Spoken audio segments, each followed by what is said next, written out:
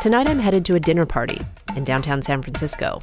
It's going to be a very intimate affair, outdoors with 16 people, in a dumpster. This should be interesting. Our host for the evening is Josh Troyhat, who designed these events as part of his master's thesis to try to start a conversation about food waste. The Salvage Supper Club is about inspiring and empowering people to make the most of the edible food in their lives. There's untapped potential in their food that, for some reason, not to their own fault, is going to waste. What we do is host multi-course dining experiences where every course is made out of food that would commonly go to waste. It's prepared by chefs who really know what they're doing. It's food that people could make on their own, oftentimes. Proceeds from these dinner parties go to organizations that are feeding people in need with food that would have otherwise gone to waste. It seems strange to me that we have people who can't always put a square meal on their table and we're throwing away 40% of our food supply. About 62.5 million tons of food is wasted annually in the US. About 16% of that is at the farm, so that's food that doesn't pass cosmetic standards. And then the other 84% is food waste that's going to landfill. So that's in the food supply. It's been harvested, but then somewhere, either at the consumer's home, at a restaurant, at a grocery store, food that's not getting eaten. What is ugly food? It doesn't look the way the retailer or the distributor or the consumer needs or wants it to, and so it's not worth investing the time to harvest it and put it into the food supply because they don't think somebody's going to buy it. There's a spectrum that exists, which I call the spectrum of desirability. At one end of that spectrum is like the perfect shiny apples, and at the other end of that spectrum is something that you and I would not consider to be edible. And most people tend to focus and eat at the very front end. But in reality, the majority of that spectrum is edible. To prepare for tonight's event, Chef Pesha Perlsweig visited various markets to see what ingredients she could transform into a 6-course dinner. She finds ingredients that are going to go to waste, and then she turns it into these intricate, amazing, interesting dishes that people love.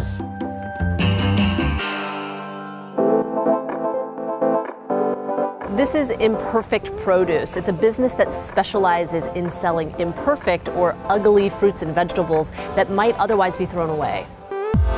So it's things like sweet potatoes that might have been a little bit broken, maybe the pluot or the plum is a little too small, and I'm trying to take those ingredients and turn it into something palatable and really wonderful. This kale, for instance, this one at the top actually looks kind of pretty, but if you go down, you'll see that there's some yellowing, there's some spotting, and it's really going limp. I'm gonna probably pickle them in a little bit of this citrus, and I'm gonna make a roll out of it. We're about to serve the next course, which is wilted kale rolls. And they are stuffed with sweet potatoes and chickpeas, as well as a romesco sauce, but instead of tomatoes, I decided to use stone fruit. In front of you, you have a ratatouille that has been comprised out of summer squash from our friends at Surplus, and tomatoes from our friends at Imperfect, and eggplant from our friends at By Right. It has been cooked down with garlic and spent red wine.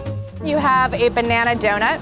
Then you have 3 different types of ice creams. One actually is a sorbet. It's a pineapple sorbet. Thank you.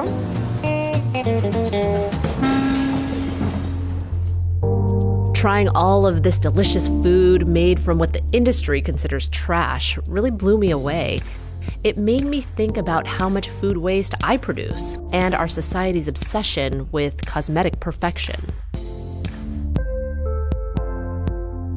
Do you think that this experience has inspired you to think differently about your own food consumption and waste? Absolutely, most certainly. You know, before this evening, I think just like creature of habit, you know, so many of it doesn't look good, you throw it away, you know, or toss it away. But after tonight and seeing what chefs can do or just home cooks can do, great experience.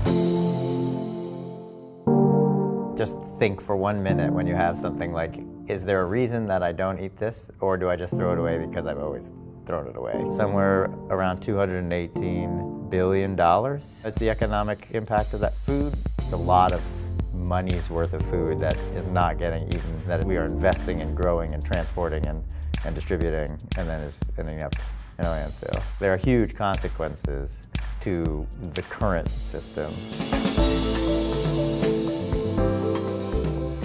What do you hope for the future of this movement or the issue of food waste? A food system where we don't have people who are struggling to get a square meal. That's an aspiration that we should constantly fight for, because everybody needs to eat. My hope is that in my lifetime, I will see that that changes.